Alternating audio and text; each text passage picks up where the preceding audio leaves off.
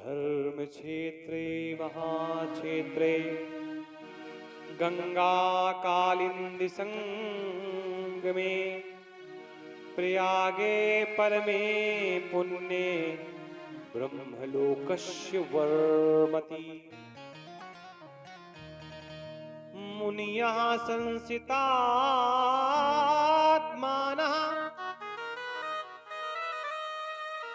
सत्यव्रत परायणा महोजसो महाभागा महासत्रम वितेनिरे। व्यास जी कहते हैं जो धर्म का महान क्षेत्र है, धर्म का जो महान क्षेत्र है पता है कौन सा है वो? गंगा और यमुना के मध्य का जो क्षेत्र है उसी को धर्म का महान क्षेत्र बताया गया। जो ब्रह्मलोक का मार्ग है, गंगा और यमुना के मध्य का मार्ग ब्रह्मलोक का मार्ग बताया गया। उस परम पुण्य में प्रयाग में शतव्रत में तत्पर रहने वाले महातेजस्वी महाभाग महात्मा मुनियों ने एक विशाल यज्ञ का आयोजन किया। कहां पर? गंगा यमुना के मध्य में, तट में, संगम में। और वहां पर सूत जी को आता हुआ देख करके सभी ऋषियों ने सूत जी महाराज को प्रणाम किया। सौनक आदि ऋषियों ने कहा, गुरुदेव आप आ गए हैं और आपके आने का मतलब ही है कि अब हमारे सभी प्रकार के जीवन के कष्ट दूर हो जाएंगे। शौनक आदि ऋषियों ने सूत जी को प्रणाम करके रोक लिया। गुरुदेव आप आए, सब कुछ आ गया। आप आए लगता है तीर्थ आ गया, आप आए लगता है महादेव आ गए। और अब हमारे मन में एक ही अभिलाषा है, प्राप्ते कलयुगे घोरे नराः पुण्य विवर्जिता दुराचार रता सर्वे सत्यवार्ता परामुखा। घोर कलयुग आने वाला है। या घोर कलयुग जब आएगा तो मनुष्य पुण्य कर्मों से दूर रहेगा। जैसे ही कलयुग अपने अपने यौवन में आगे बढ़ता चला जाएगा ना, तो मनुष्य अपने जो श्रेष्ठ कर्म हैं उन कर्मों से दूर होता जाएगा। 100 प्रकार के बहाने बताएगा। कहो कथा सुनने आओ, भजन कीर्तन करने आओ, 500 प्रकार के बहाने निकल आएंगे उसके पास। और कई बार उसके बहाने भी सही होते हैं, लेकिन रोज वही बहाने सही नहीं हो सकते। भाई 24 घंटे में प्रत्येक कार्य का समय निर्धारित किया गया, और भगवान के भजन का भी समय अपने हिसाब से निर्धारित कर लो। अगर समय नहीं निकल पा रहा तो सब के सब सत्य भाषण से विमुख हो जाएंगे। ये कलयुग का प्रभाव है। और शायद ही कोई ऐसा व्यक्ति हो जो आज के समय में झूठ न बोलता हो। जिन जिन लोगों के पास बजरबट्टू है, बजरबट्टू जानते हैं? हाँ देखो, नारद ने बता दिया मोबाइल। नारद जी का आगमन हो चुका है, हमने उनकी चर्चा भी नहीं की। बड़ा अच्छा लगता है कि इतनी दूर से आप आते हैं पैदल चल के। बड़े श्रेष्ठ श्रोता हैं। हमसे दूर संचार के माध्यम से रात में 10:30 बजे कॉल आया इनका। हमको लगा कोई विशेष बात होगी, मालूम पड़ा पंडित जी आप आ रहे हैं क्या कथा सुनाने? हमने कहा बिल्कुल आ रहे हैं। और ये भी विशेष बात थी कि भगवान ने कथा सुनाने का पुनः अवसर दिया। तो जिन जिन लोगों के पास बजर बट्टू है वो झूठ ना बोले, ऐसा संभव नहीं हो सकता। कहाँ होंगे रसूलाबाद में, बता देंगे अभी तो शिवली पहुंचे हैं। होंगे खेत में, बता देंगे अभी वहां है। तो नहीं भी व्यक्ति झूठ बोलना चाहे तो कई बार झूठ बोलना पड़ता है। वही कह रहे हैं यहाँ पर कि कलयुग में तो भैया सब लोग झूठ बोलेंगे, फिर क्या करेंगे आप? दूसरों की निंदा में जो मजा आएगा वो शिव की कथा में कहाँ आएगा? कभी आपको ये समझना हो तो किसी व्यक्ति की निंदा शुरू कर दो आप। निंदा का मतलब बुराई। आप चौराहे में खड़े होकर के किसी भी व्यक्ति की एक बुराई कर दीजिए,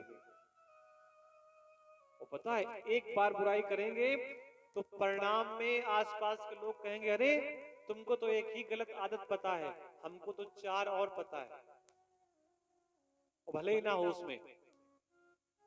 एक यज्ञ चल रहा है आजकल प्रत्येक गली में, प्रत्येक गांव में, प्रत्येक मोहल्ले में, और पता है कौन सा यज्ञ चल रहा है? उस यज्ञ का नाम है निंदा यज्ञ। और जिसमें सब लोग बढ़िया क्वालिटी की सामग्री, पंचमेवा, दूध, घी, शक्कर जो भी लगता है हवन में डालने के लिए बढ़िया वाली डालते हैं उसमें, तो स्वाहा स्वाहा स्वाहा करते रहते हैं। और उसका जो धुआं उठता है भैया आसपास जितने लोग खड़े होते हैं सबको दूषित करता है। बड़ा मजा आता है किसी की बुराई करने में। अच्छा एक बात ये है, ये तो सही बात है कि किसी की निंदा करने लगो बड़ा आनंद आता है, लेकिन कभी किसी के अवगुण को आप छुपाना, उसकी कमी को आप छुपाना, उस दिन जो आपको आनंद आएगा वो निंदा के आनंद के आगे बहुत बड़ा आनंद होगा। कभी किसी को रास्ते में आप गिरा दे, धक्का दे दे, तो कुछ क्षण के लिए आपको आनंद आएगा, लेकिन कभी किसी गिरे हुए को अगर आप उठा देंगे, समझिएगा बातों को, तो वो गिरे हुए को उठाने के बाद जो आनंद आएगा वो आनंद जीवन भर आपको आता रहेगा। और जब भी आप उस आनंद के बारे में सोचोगे आपका हृदय प्रफुल्लित हो जाएगा, चेहरे में सुंदर सी मुस्कुराहट आ जाएगी, अपने आप आपकी थकावट दूर हो जाएगी। अच्छा आप लोगों से एक बात कहें कि आप वो कर्म याद करिए जो आपके हाथों हो गया, आपने कर दिया, लेकिन बहुत निंदनीय था, बहुत घृणित था। आप उसको याद करके देखिए। आप और हम जब उसे याद करेंगे तो मन दुखी हो जाएगा, लेकिन वहीं पे कोई ऐसी बात याद करिए जहां पे आपने किसी का उपकार किया हो, किसी के लिए रास्ता बनाया हो, किसी का हाथ पकड़ करके उसे गहरी खाई से बाहर निकाला हो, किसी को नदी पार कराया हो, किसी रोते हुए को हंसाया हो, किसी भूखे को अपने हाथ से भोजन कराया हो, या किसी के पैरों में चुभे हुए कांटों को आपने बड़ी कोमलता के साथ निकाला हो, उस क्षण को याद करके देखिए। उस क्षण को जैसे ही आप याद करेंगे आपका हृदय प्रसन्नता से प्रफुल्लित हो जाएगा, आपका मन प्रसन्न हो जाएगा। कई लोगों के घरों में उनके पूर्वजों की फोटो लगी रहती है, जिनकी होती है लगी रहती है, और जिनकी पूर्वजों से झगड़ा हो जाता है बेचारे फेंक देते लगी हुई फोटो। आप देखना आपके घर में जो भी फोटो लगी होगी वो उस मुद्रा की लगी होगी जिस मुद्रा में वो प्रसन्न होगा। दुखी फोटो नहीं लगी होगी, रोते हुए फोटो नहीं लगी होगी। किसी की 13वीं संस्कार में खींची गई फोटो चुपके से दबा के रखी जाती। किसी का शरीर छूट गया हो, किसी की मृत्यु हो गई हो, और उस समय कैमरे वाले फोटो निकालने के लिए आते हैं, लेकिन वो फोटो कभी कोई दीवार में नहीं चिपकाता। कोई डालता है क्या, बोलो भाई? कभी नहीं टंगता। उनको कई उनके लिए एल्बम नहीं बनाया जाता। शादी का एल्बम बनता है ना, 15,000 रुपए, 20,000 रुपए, 1,00,000 रुपए, और जैसी आपकी क्षमता। कभी किसी की मृत्यु का, अरे देखो ये तो उस समय की घटना है जब ये बिल्कुल मरने वाले थे, आखिरी सांस ले रहे थे, देखो देखो देखो, अब देखो मर गए, फिर फोटो देखो ये वाले, फिर देखो बड़की का बेटी आ ही रहा है तो देखो रो रही थी, देखो फोटो देखो। ऐसा कभी होता है? बोलो भाई, कभी नहीं। प्रसन्नता के फोटो तो व्यक्ति किसी को दिखाना चाहता है, लेकिन दुखी वाली फोटो नहीं दिखाना चाहता। कहने का सीधा तात्पर्य है कि निंदा व्यक्ति करने में बड़ा आनंद है, उपकार करने में बड़ा कम आनंद है। लेकिन कभी ढूंढने का प्रयास करोगे तो किसी की भलाई करोगे तो भैया बड़ा आपको आनंद आएगा। जिन लोगों के घर में संत महात्मा जाते हैं, हम लोग कई लोगों का जाना होता है, तो पता है वो क्या कहते हैं? आचार्य जी, पंडित जी, हमारे घर में तो बड़ी भगवान की कृपा होती है कि रोज संत महात्मा किसी न किसी बहाने से आ जाते हैं, और जब वो ये बात कहते हैं तो उनका चेहरा बड़ा प्रसन्न रहता है। इसी बात को कवि ने कहा है जिंदगी कितनी खूबसूरत जिन्हें अभी ये पता नहीं है। कलयुग आएगा, कलिकाल आएगा, और उनके किए गए पापों का नष्ट कैसे होगा? वो पाप कैसे नष्ट होंगे भाई? हम जो कर्म कर रहे हैं वो नष्ट कैसे होंगे? कर्म का मतलब जो शुभ कर्म नहीं कर रहे वो नष्ट कैसे होंगे? अशुभ कर्मों का परिणाम कैसे नष्ट होगा? या अशुभ कर्म कब कैसे नष्ट होंगे, इसका कोई उपाय है क्या? प्रत्येक व्यक्ति शुभ कर्म बढ़ाना चाहता है, अशुभ कर्मों को कम करना चाहता है। तो अशुभ कर्म कम कैसे होंगे? वो भैया तभी कम होंगे जब आप शिव का चिंतन करेंगे, शिव पुराण की कथा सुनेंगे, शिव का ध्यान करेंगे। वेदांत सार सर्वस्वम पुराणम चैव मुत्तमम सर्वाघोघो द्वारकरम परत परमार्थदम। सबसे उत्तम जो शिव पुराण है वो वेदांत का सार है, वेदों का सार है। कौन? शिव पुराण। वक्ता और श्रोता समस्त पाप राशियों से उद्धार करने वाला है। कौन? शिव पुराण।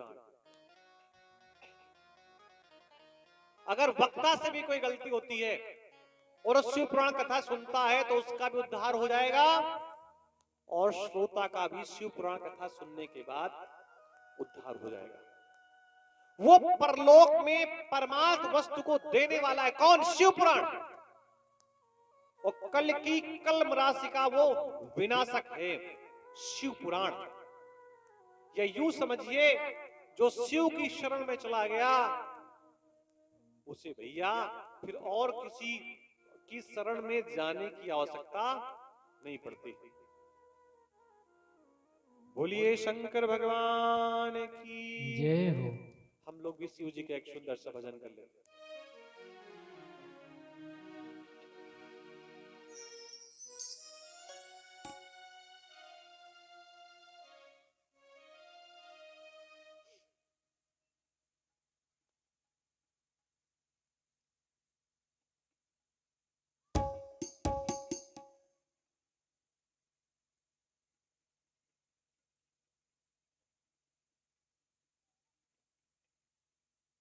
हरिओम।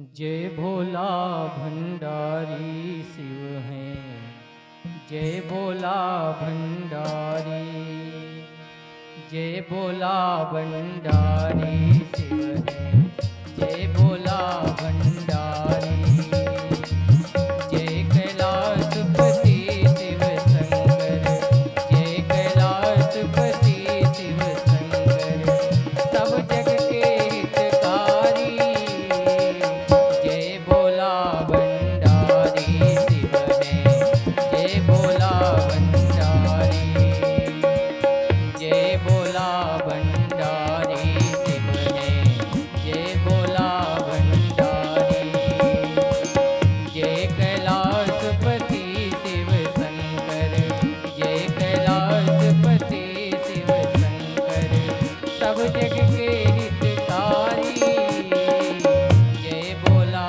भंडारी शिव हैं, जय भोला भंडारी।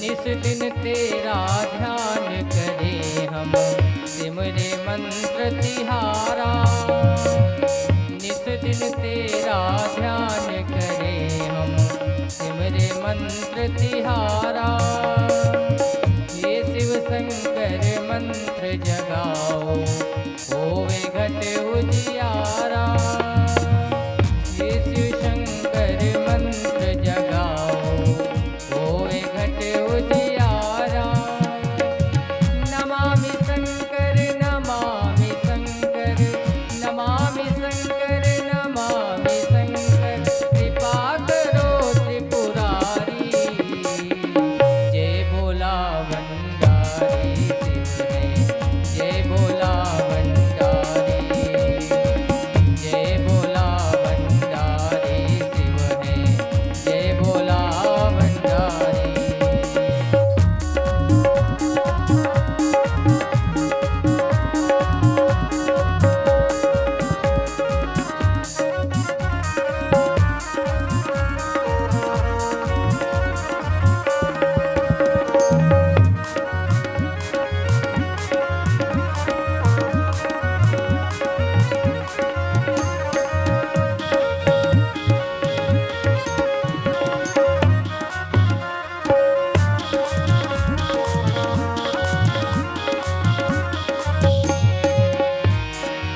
शंखनाद से शब्द सजाकर स्वर संगीत बहा